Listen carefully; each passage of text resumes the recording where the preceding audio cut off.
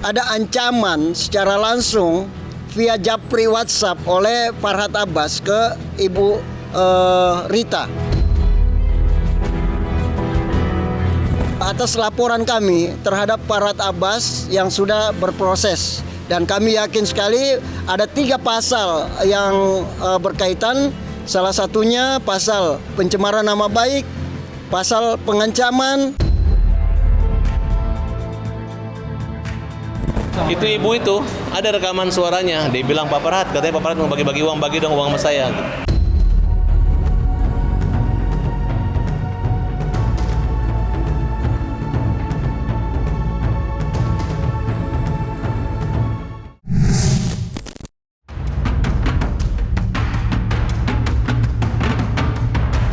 Kisruh dana titipan member UMKM senilai 55 miliar yang menyeret nama Farhad Abbas sampai kini terus menggelinding dan menuai perhatian banyak pihak.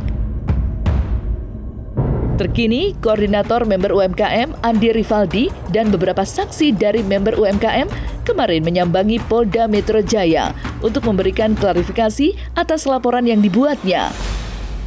Dalam klarifikasinya, salah satu saksi dari member UMKM mengatakan mendapat ancaman langsung dari Farhad Abbas. Sebelumnya, Andi dan kolega dari member UMKM melaporkan Farhad Abbas dengan 3 tuduhan sekaligus, yakni pengancaman, pencemaran nama baik, dan pembohongan publik. Lantas, seperti apa hasil klarifikasi di Polda Metro Jaya kemarin? Benarkah kini laporan atas nama Farhad Abbas tengah diproses?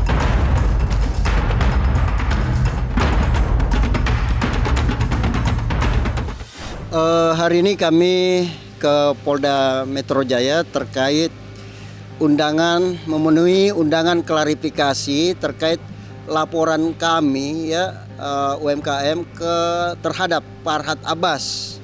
Karena ada 2 laporan yang bulan kemarin itu, ada Farhad dan ada Ibu Elsa. Hari ini sudah klarifikasi yang ke-3 kalinya nih sebenarnya ya. Yang mana pertama kemudian 2 hari, kemudian hari ketiga ini diperiksa beberapa saksi juga.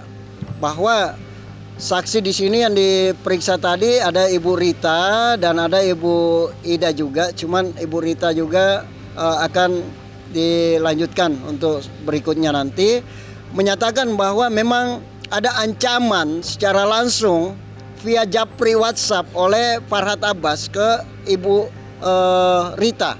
Ya, ada juga pembuktiannya bahwa Farhad juga menyatakan di media YouTube juga secara langsung videonya mengatakan bahwa akan Farhad laporkan. Pengancamannya saya akan dipidanakan. Terus dipidanakan, banyaklah ancamannya di dalam WA. Intinya kami datang atas laporan kami terhadap Farhad Abbas yang sudah berproses, dan kami yakin sekali ada 3 pasal yang berkaitan. Salah satunya pasal pencemaran nama baik, pasal pengancaman, dan pasal dugaan pembohongan publik. Ini sangat miris sekali seorang public figure sebagai seorang public figure. Farhad Abbas ini parah sekali nih ya, karena beliau ini kalau setiap berstatement di media tentu itu dipercaya oleh masyarakat banyak tuh. Public figure loh. Lalu kemudian ngancam, kemudian ngomong atas ancaman, atas teror kami katanya. Ibu Elsa Sarip sampai sakit ya, dan lain-lain lah. Seperti itu. UMKM yang modal berani doang untuk menjelek-jelekin Farhad Abbas, ya. Kalau mau panggil tuh Indianya, lu kumpulin, jelaskan bagaimana. Dia aja mengatakan pertama, dia bebas bukan karena uang investasi, karena uang pembelian. Udah jelas kan? Berarti kan mereka tidak ada investasi, semua pembelian. Kemudian si Andi berani-beraninya ngumpulin orang-orang korban, mengajak, ya, mengatakan uang ada di Farhad akan dibagikan. Orang pada datang. Orang ke rumah saya itu minta uang, bukan mau demo saya, nggak ada bukti saya menerima uang dari mereka, tidak ada uang titipan. Kemudian dia berani-berani mengatakan itu. Kemudian kenapa nggak dirapat aja kalian, tentukan, jelaskan. Modal kasihan hati nurani itu kan urusan dia sama Bu Elsa Sarip, sama Pidi Galenso, nggak ada kaitan sama saya. Dan kita sudah laporkan memasuk ke pekarangan rumah tanpa izin di Polres Jakarta Selatan. Di Polda juga Andi udah kita laporkan. Ya, hanya modal berani. Nanti kalian saya panggil semua ya, korban-korban Mimiles itu siapa. Kenapa mereka nggak berani muncul? Karena mereka harus kejar si Sanjay. Karena Sanjay ini sudah divonis dan uangnya belum dikembalikan, belum dibayarkan, malah bikin perusahaan baru namanya Cinta Mimiles. Ya, itu merugikan orang juga. Udah kita laporkan juga di Polres Jakarta Utara. Nah, jadi sudahlah. Ini awalnya adalah gara-gara Densu berani datangin rumah gue, akhirnya semua pada ngikut ke rumah gue. Alhamdulillah yang ngikut ini adalah orang-orang yang modal stres doang, yang cuma berani doang, modal berani. Bukan orang yang punya landasan hukum yang kuat, punya bukti yang kuat ya. Oke. Itu ibu itu ada rekaman suaranya, dia bilang Pak Farhad, katanya Pak Farhad mau bagi-bagi uang, bagi dong uang sama saya. Itu diprovokator, dibohong-bohongin sama Andi. Andi, kau cuma modal berani doang. Karena kau tipu orang semua ini, kau bilang ada uang dikasih sama saya. Lu dikit lagi di penjara, Andi. Saya minta tolong kepada Pak Farhad. Dana tersebut itu adalah dana pribadi saya yang saya titipkan ke Anda. Saya minta tolong kembalikan itu untuk bantu kepada member-member saya dan yang lain. Untuk bantu mereka. Mereka tuh sangat kasihan, sangat kasihan.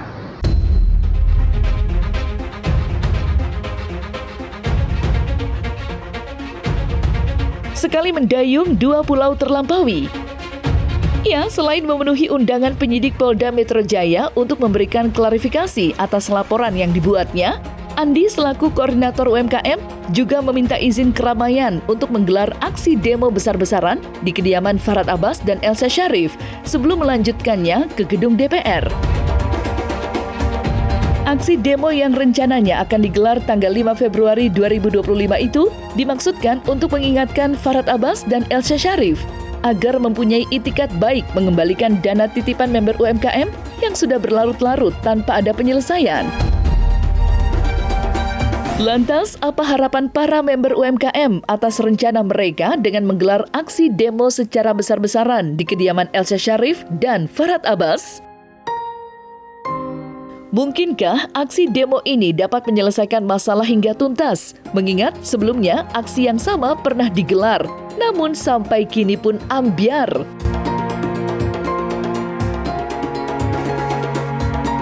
Perihal demo sendiri kami akan menyiapkan aksi besar-besaran ya, karena kami sudah koordinasi dengan beberapa member yang ada di luar kota juga.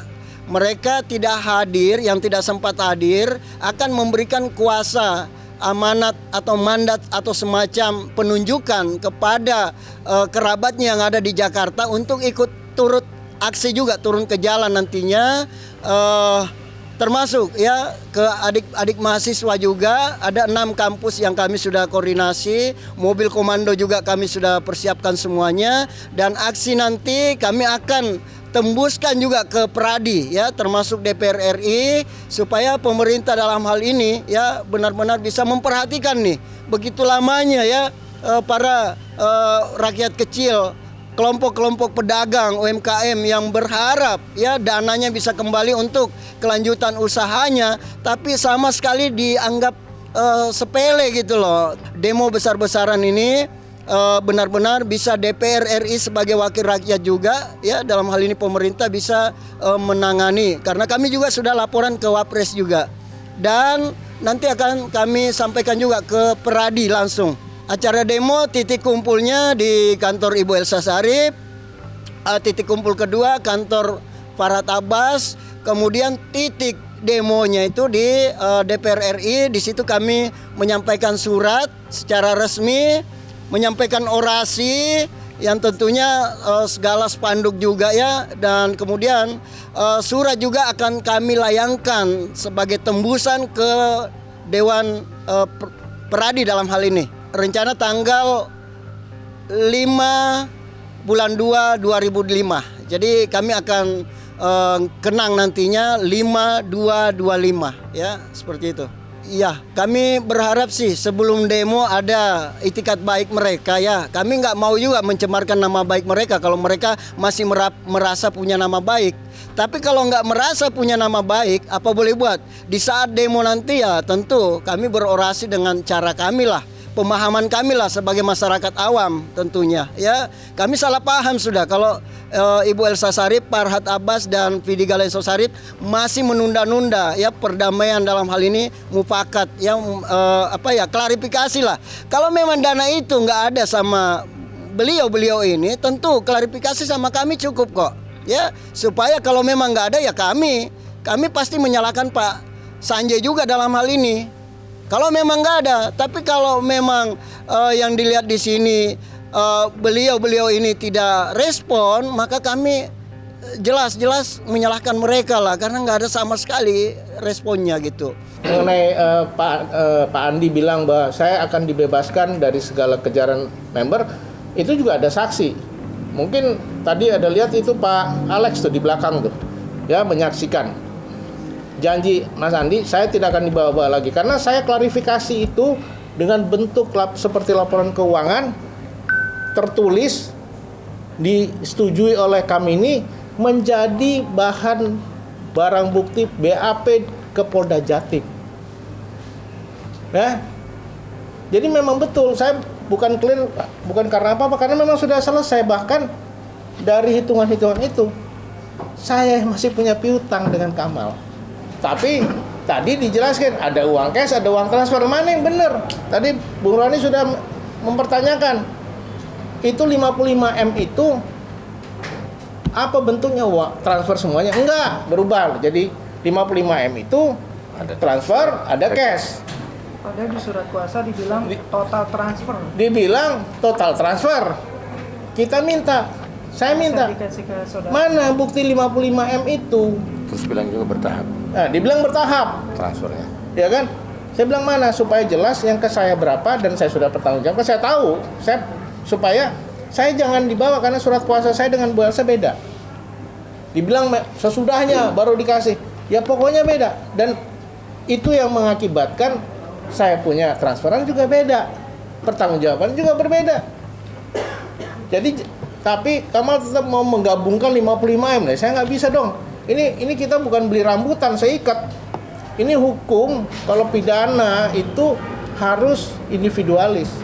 Perdata juga harus jelas, nggak boleh sumir. Berbagai cara sudah ditempuh para member UMKM untuk mendapatkan dana titipan senilai 55 miliar yang disebut-sebut belum dikembalikan baik oleh Farhad Abbas, Elsa Sharif maupun Vidi Galenso.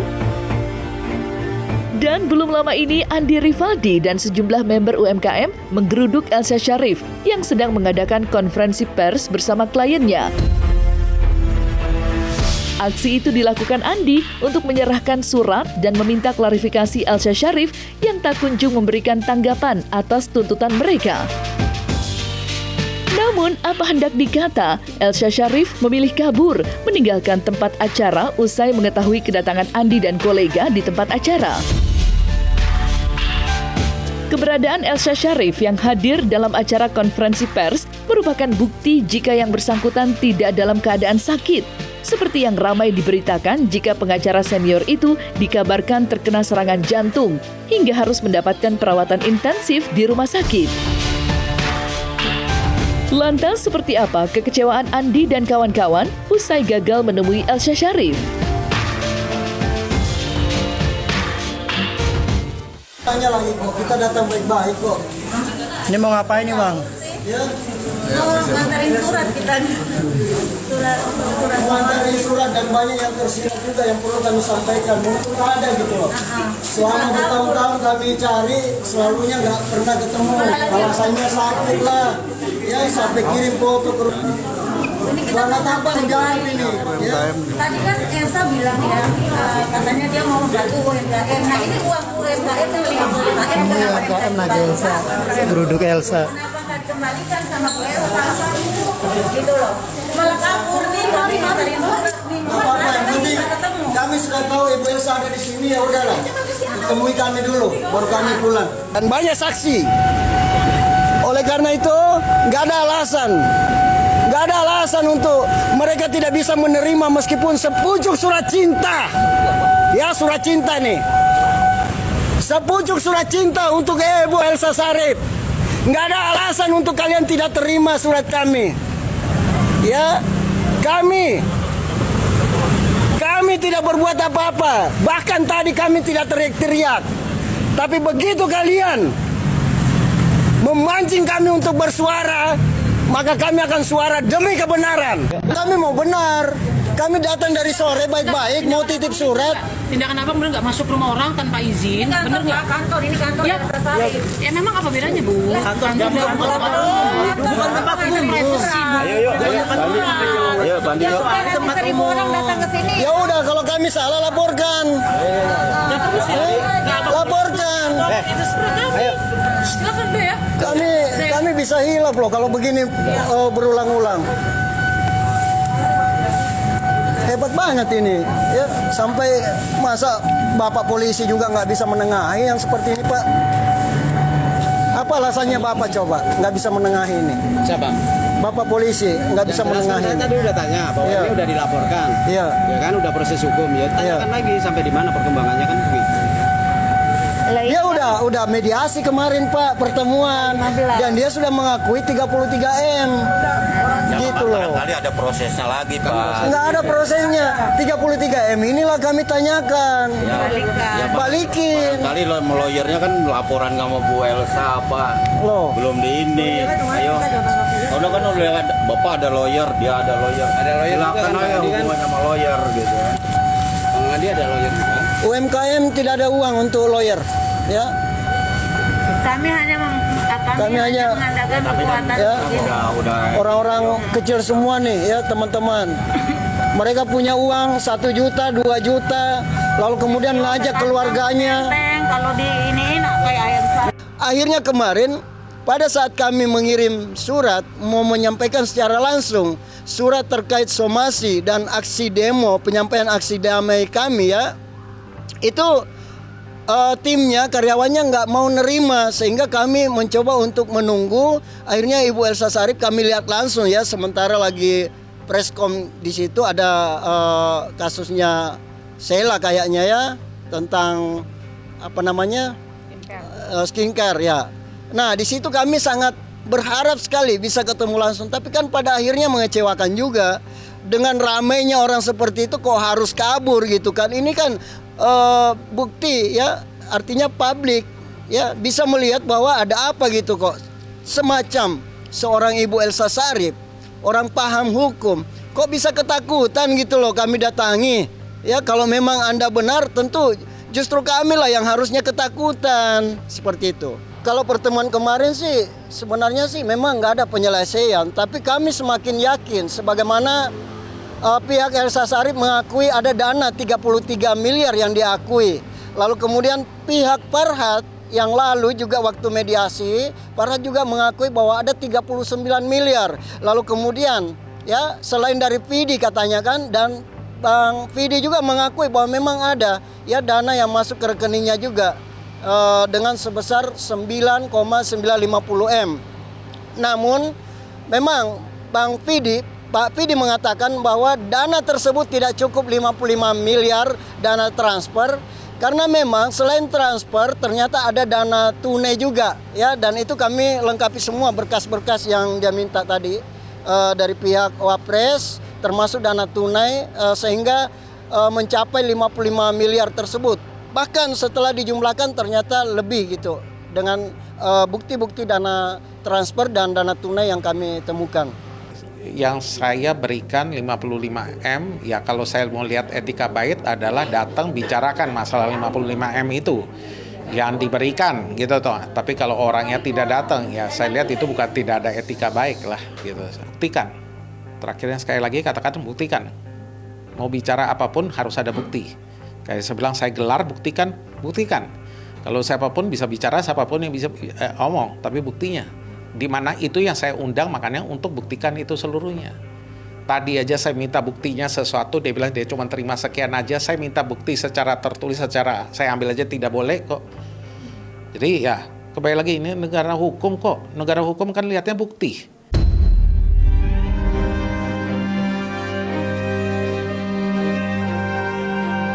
Nah, selesai sudah Cumi Lovers, saksikan terus Cumi Game In-Depth. Kabar lengkap, mendalam, dan akurat dari narasumber terpercaya.